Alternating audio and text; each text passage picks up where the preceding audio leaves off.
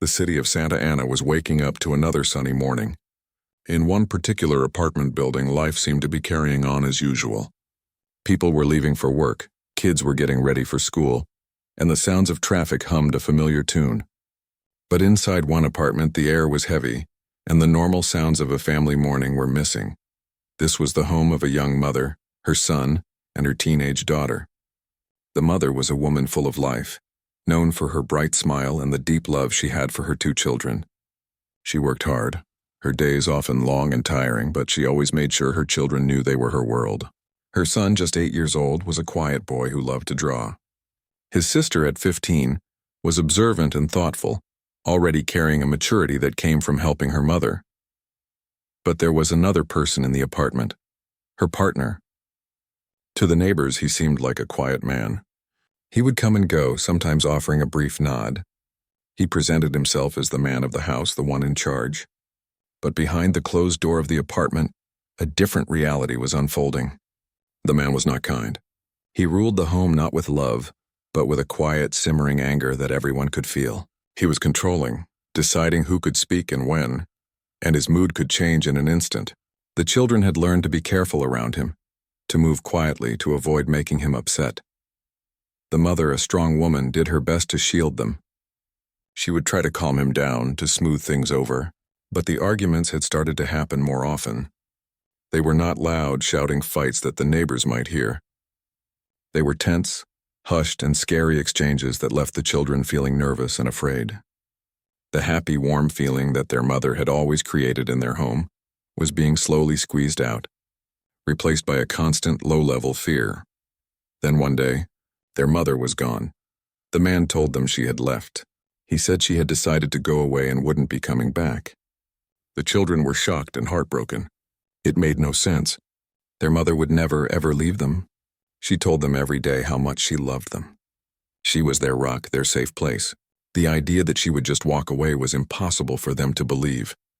The boy would cry at night, confused and missing his mother's goodnight kisses.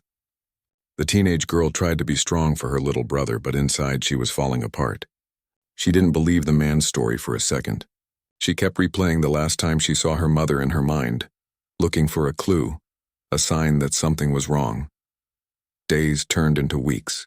Life in the apartment became a strange and painful routine. They went to school, they came home, but the heart of their home was missing.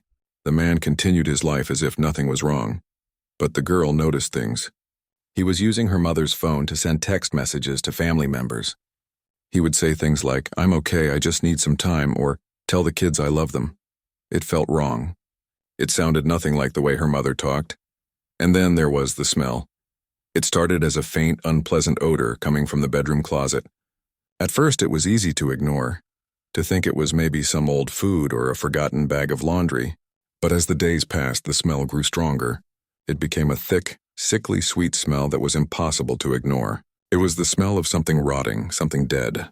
It filled the bedroom and seeped out into the hallway. The man told them not to worry about it. He said it was probably a dead mouse in the wall. But the girl's mind was racing.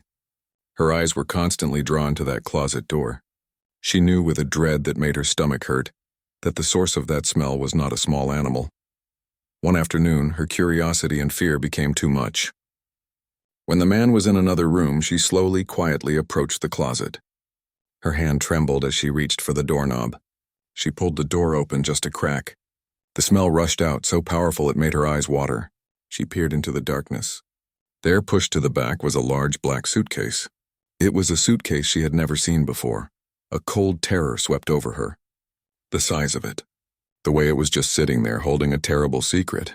Her mind, against its own will, began to put the pieces together.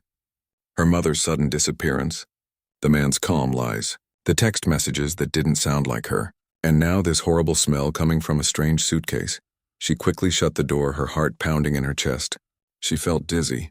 The thought that formed in her mind was so monstrous, so horrifying that she tried to push it away. But it was too late.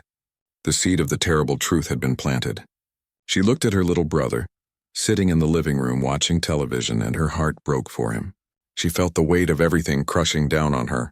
The fear, the grief, the confusion, and the overwhelming need to know what had happened to her mother. The happy memories of her mother's laugh, Her warm hugs now existed right beside this new, chilling reality of the suitcase in the closet. The apartment was no longer just a place of sadness. It had become a prison of a terrifying secret. The facade of normalcy that the man had built was cracking, and the truth was beginning to leak out, one awful smell at a time. The girl knew deep in her soul that she could not live with this secret any longer. Something had to be done. The smell was now a permanent resident in the apartment. It was a thick, heavy presence that clung to the air, making it hard to breathe. It soaked into their clothes, their hair, even the fabric of the sofa. The teenage girl felt like she was carrying it with her everywhere, an invisible cloud of dread that followed her to school and back home. Every time she took a breath inside that apartment, it was a reminder of the horrible secret hiding in the bedroom closet. The man, her mother's partner, acted as if he noticed nothing. He would move through the rooms, watching television or making a simple meal, behaving with a chilling sense of normalcy. But the girl saw the way his eyes would sometimes flicker towards the closed bedroom door. She saw the tightness in his jaw. He knew, of course he knew.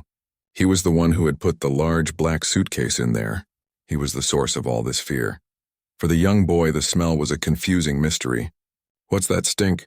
he would ask, his small nose wrinkling in disgust. The man would shrug him off with a short, sharp answer. "It's nothing. Don't worry about it." But the boy was worried. He missed his mother terribly, and this new awful smell made his home feel like a scary place. He started spending more time curled up on the couch, quietly drawing pictures of his family when they were all together and happy. The girl felt a responsibility to protect her little brother. But how could she protect him from something she didn't even understand herself? The terrible thought, the one she tried to lock away in the deepest part of her mind, kept escaping. It whispered to her in the quiet of the night. It stared back at her from the dark space behind the closet door. The breaking point came on a Tuesday afternoon. The man had left the apartment to run an errand, leaving the two children alone. The silence in the home was deafening, broken only by the sound of a cartoon from the television. The girl was trying to do her homework, but the smell was overwhelming. It felt like it was pushing down on her, suffocating her. She looked at her brother, who was trying to ignore it, and a fierce protective anger rose up inside her. This was wrong. This was also terribly wrong. Her mother would never have allowed this. Her mother would have fought to keep them safe. She stood up, her legs feeling weak. She walked towards the bedroom, each step feeling heavier than the last. She pushed the door open. The smell was strongest here, a physical force that made her eyes water and her stomach turn. Her heart was hammering against her ribs, so loud she was sure her brother could hear it in the other room. She went straight to the closet. This time she didn't just open it a crack. She swung the door wide open. There it was, the big black suitcase sitting there like a dark heart in the middle of their home. It was locked. A wave of nausea hit her. Why would a suitcase be locked? What inside a suitcase needed to be hidden away so completely? She knew. In that moment, she knew with a certainty that froze the blood in her veins. The man's lies, her mother's disappearance, and this locked suitcase, they were all connected in the most horrifying way possible. The thought she had been fighting for weeks finally won. "My mom is in that suitcase," the words echoed in her head, and the world seemed to tilt. She stumbled back from the closet, her breath coming in short, ragged gasps. She felt like she was going to be sick. She had to get out of that room. She ran to the bathroom, locking the door behind her. She slumped against it, sliding down to the cold tile floor. Tears she had been holding back for weeks finally broke free.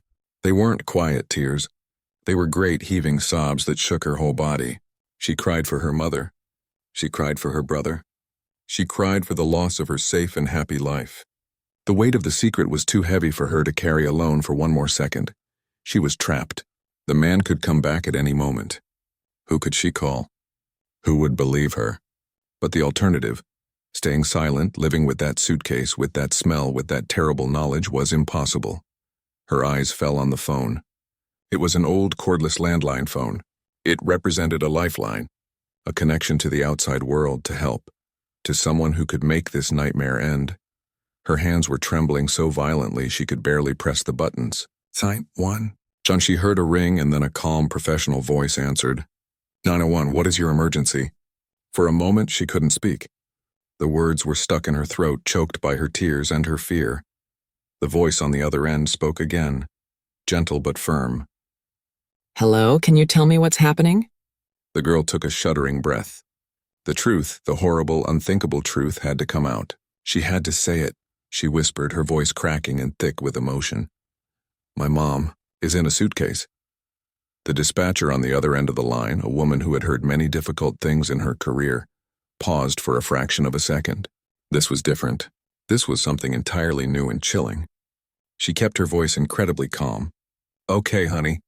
I need you to try and breathe for me. Can you tell me where you are? What is your address? The girl, through her sobs, managed to give the dispatcher the apartment number and the street name. Her voice was barely audible, a mix of whispers and cries. Okay, help is on the way right now, the dispatcher assured her, her voice a steady anchor in the girl's crumbling world. Are you safe right now? Is anyone else there with you? It's just me. And my little brother, the girl cried. He's here. He doesn't know.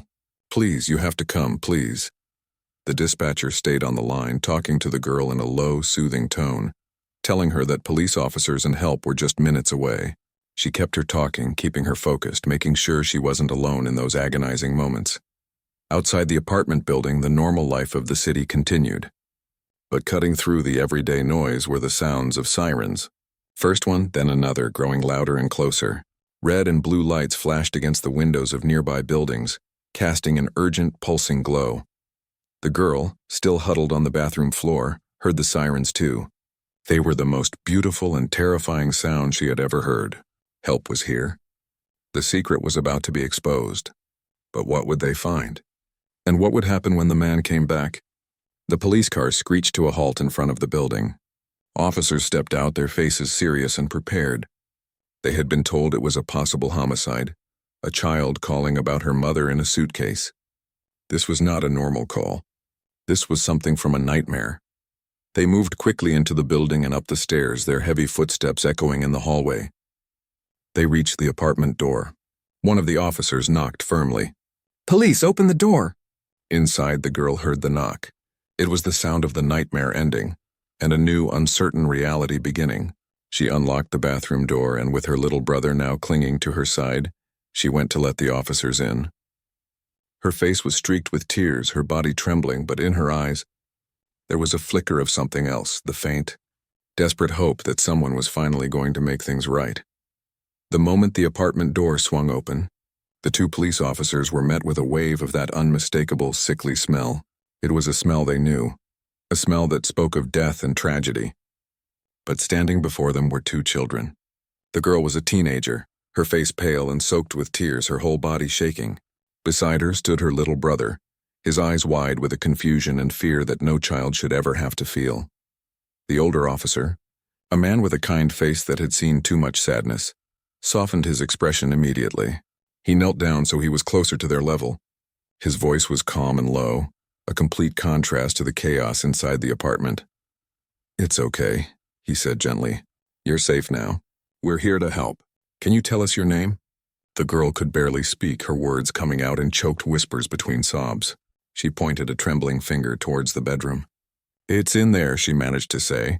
The suitcase. In the closet. The officers exchanged a quick, grim look. The 911 call was real. This was not a prank. This was a nightmare unfolding in real life. The kind-faced officer stayed with the children in the living room. He guided them to the sofa, sitting with them, his presence a steady rock in their storm. He didn't press them with too many questions. He just talked to them in a soothing voice, asking about school, about what the boy liked to draw. He was trying to build a tiny island of safety for them in the middle of all the horror. Meanwhile, the second officer, a woman with a determined look, moved carefully towards the bedroom. The smell grew stronger with every step. She pushed the door open, her hand resting on her weapon, though she didn't expect to find a threat. The room was messy but ordinary. A bed, some clothes, a few toys. But the odor was overwhelming. Leading her straight to the closet, she put on a pair of gloves. Taking a deep breath of the somewhat cleaner air from the hallway, she opened the closet door. And there it was. A large black hard-shell suitcase pushed to the back behind some hanging clothes. It was locked shut with a small combination lock. She didn't need to open it to know what was inside. The smell, the girl's desperate call, the locked case, it all pointed to one terrible conclusion. But they had to be sure. This was now a crime scene. She stepped back and spoke quietly into her police radio. "I need detectives and a crime scene unit at this location immediately. We have a confirmed suspicious circumstance. Possible body located." Back in the living room, the children could hear the quiet, serious chatter on the officer's radio. More sirens echoed in the distance, growing louder. The girl hugged her brother closer. The sound of more help coming was a relief, but it also made everything feel more real, more terrifying. Within minutes, the small apartment was filled with people.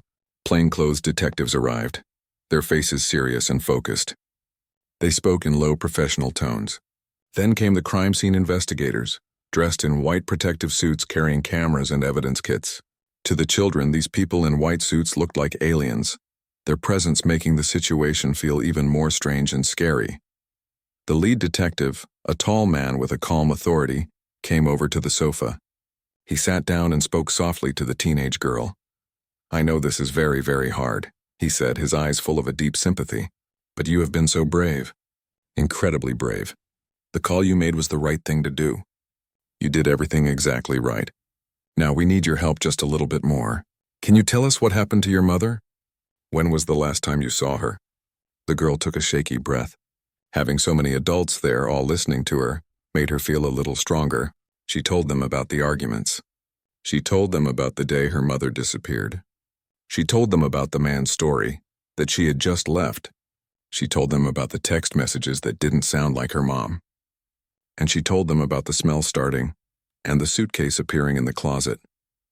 As she spoke, the detectives listened carefully, their minds piecing together a timeline of lies and horror. They now had a suspect, the man who was supposed to be caring for these children. Just then, the front door opened. The man walked in, returning from his errand. He stopped dead in his tracks. His face for a split second showed pure shock seeing the apartment full of police. Then just as quickly it became a mask of fake confusion. "What's going on here?" he asked, his voice trying to sound normal but with an edge of panic. "Is everything okay?" The lead detective stood up, his friendly demeanor gone, replaced by a cool professional stare. "We need to speak with you," he said, his voice leaving no room for argument. He guided the man away from the children into the kitchen. The man began his story. He repeated the same lie he had told the children. He said the children's mother had packed a bag and left weeks ago. He said he didn't know where she was.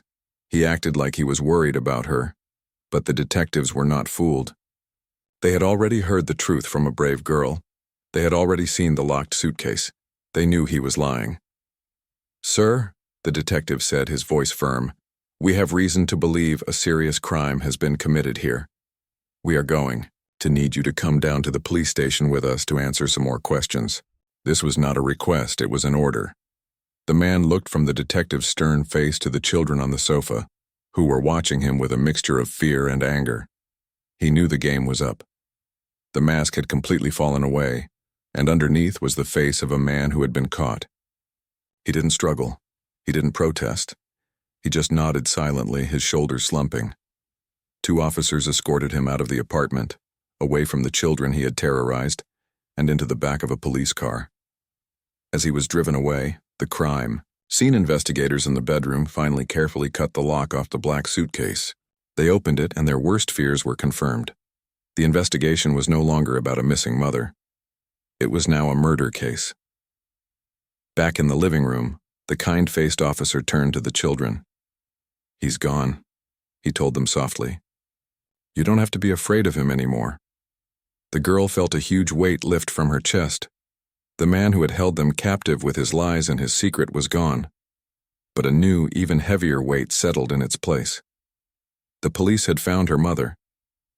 The terrible truth she had carried for so long was now real. She held her little brother tight, and for the first time in weeks they cried together, not just from fear, but from a grief that was finally, officially beginning.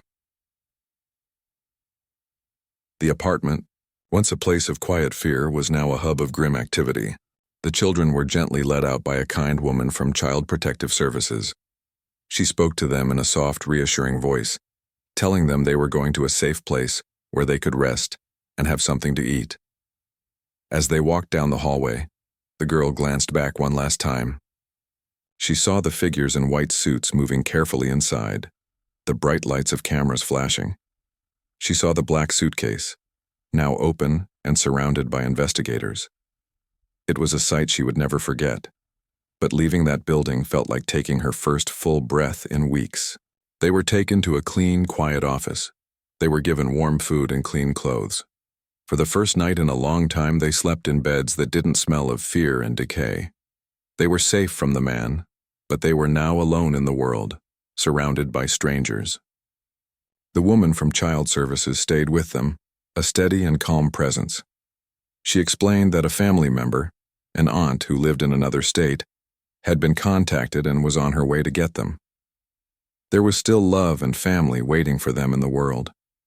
Meanwhile, at the police station, the man was in a small, plain interview room. He sat at a table under a bright light. 2 detectives sat across from him.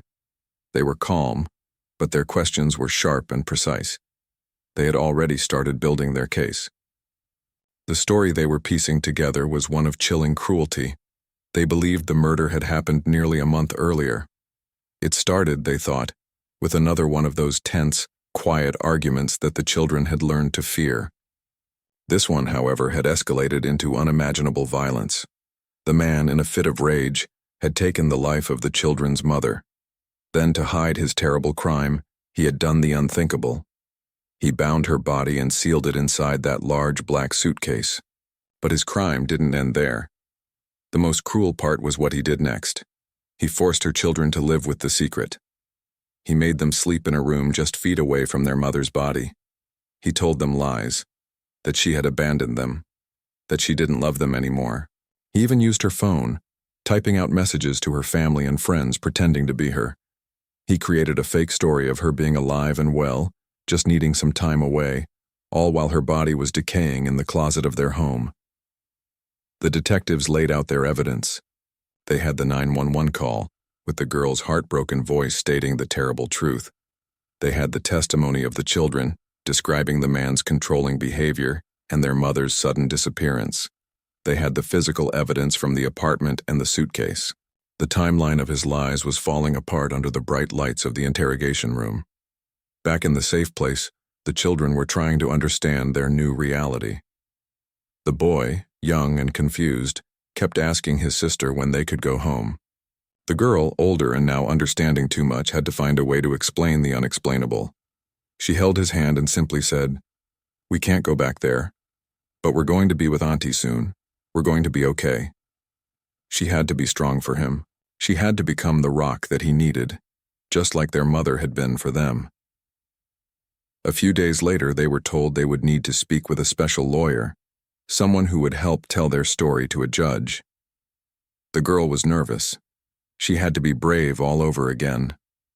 She had to talk about the smell, the suitcase, the man's scary moods, and the last time she saw her mother's smiling face.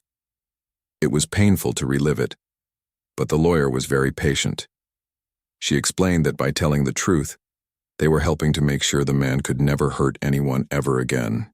Their words, their courage, were their power. The legal process began to move. The man was officially charged with murder. The news spread through the community. People were horrified. They read the short news articles online or saw brief reports on television. The story was often summarized in a few shocking lines. A 15-year-old girl's 911 call leads to the discovery of her mother's body. But behind those lines was a story of a mother's love, a daughter's incredible bravery, and the profound evil of a man who tried to hide his crime in the most heartless way imaginable. For the children, the world had become a different place. The simple, happy trust they once had was gone, replaced by a sadness that would take a long time to heal. But they were together, and with their aunt on the way, a new chapter was beginning. One, built not on lies and fear, but on the truth that a brave young girl had the courage to tell. The fight for their mother was no longer a secret struggle in a smelly apartment. It had moved into a courtroom, and the entire world was about to hear her story. The months that followed were a slow journey through a world that felt both familiar and completely new. The children moved to a different state to live with their aunt. Her home was filled with light and the smell of home-cooked food, a stark contrast to the dark apartment they had left behind. It was a safe harbor. Their aunt hugged them often, her eyes sometimes wet with tears for her lost sister, but she always made sure they felt loved and protected. The boy started at a new school. He was quiet at first, but he slowly began to make friends. He joined a soccer team, and for a few hours each week, he could just be a kid running on a field. The weight of the world lifted from his small shoulders. His sister watched him from the sidelines, her heart feeling a little lighter each time she saw him smile.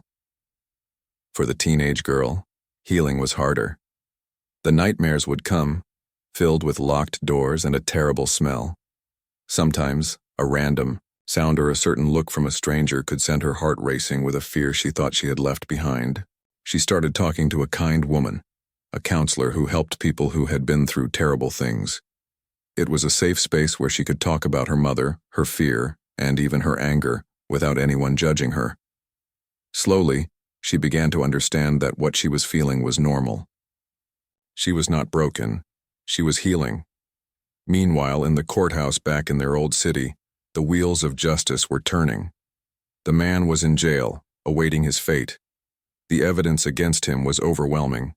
The recorded 911 call was perhaps the most powerful piece of all. Who could listen to the heartbroken sobs of a child and not feel the gravity of the crime? The court process was long and complicated. There were many hearings where lawyers would argue about details. The children did not have to go to these. The legal system, in this case, tried to protect them as much as it could. Their statements, given gently to the patient lawyer, were enough. The world knew they were the brave heart of this story, and they were allowed to focus on rebuilding their lives away from the spotlight. Then one day their aunt sat down with them. She held their hands and explained that the man had been offered a deal. He had a choice.